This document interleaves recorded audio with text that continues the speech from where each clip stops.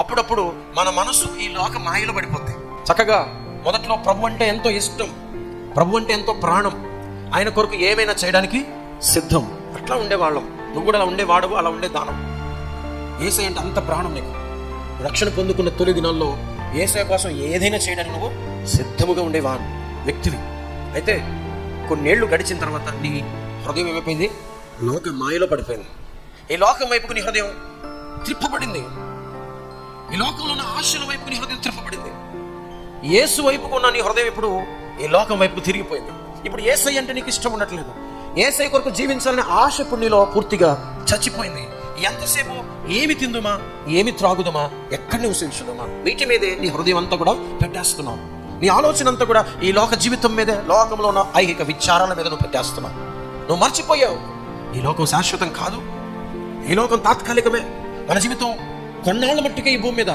ఏది చేసినా, ఏది సంపాదించినా, ఏది గడించినా అది తాత్కాలికమే. దాన్ని లోకంలోనే విడిచి వెళ్ళిపోవాలి. అది మట్టిలో కలిసిపోయేది, ఆఖరికి నాతో సహా అనే సత్యాన్ని మర్చిపోయావు. నువ్వు మర్చిపోయి ఇప్పుడు నీ హృదయం లోకం వైపుకు తిరిగిపోయింది.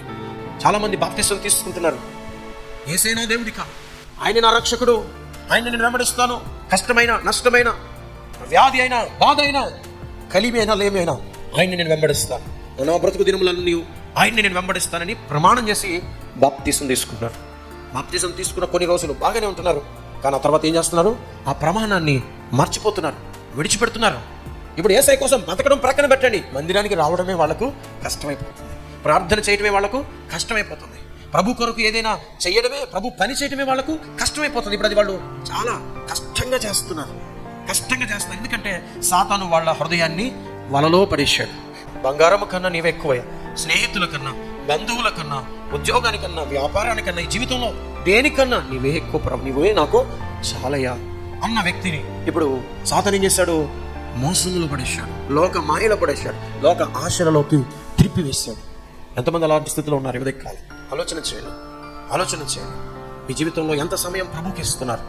మీ జీవితంలో ఎంతగా మిమ్మల్ని మీరు ప్రభువుకు అప్పగించుకుంటున్నారు? ఒకసారి ఆలోచన చేయండి. ఎంతగా ఈ లోకం కొరకు బ్రతుకుతున్నారు, ఎంతగా ప్రభు కొరకు బ్రతుకుతున్నారు? నీ హృదయంలో ఇప్పుడు ఈ లోక ఆశలు వచ్చి చేరిపోయాయి. సాతాను హృదయాన్ని బంధించేశాడు. ఇప్పుడు దేవుని వైపుకు తిరిగే సమయం లేదు, ఆయన వైపుకు తిరిగే హృదయం ఇప్పుడు నీలో లేకుండా పోయింది.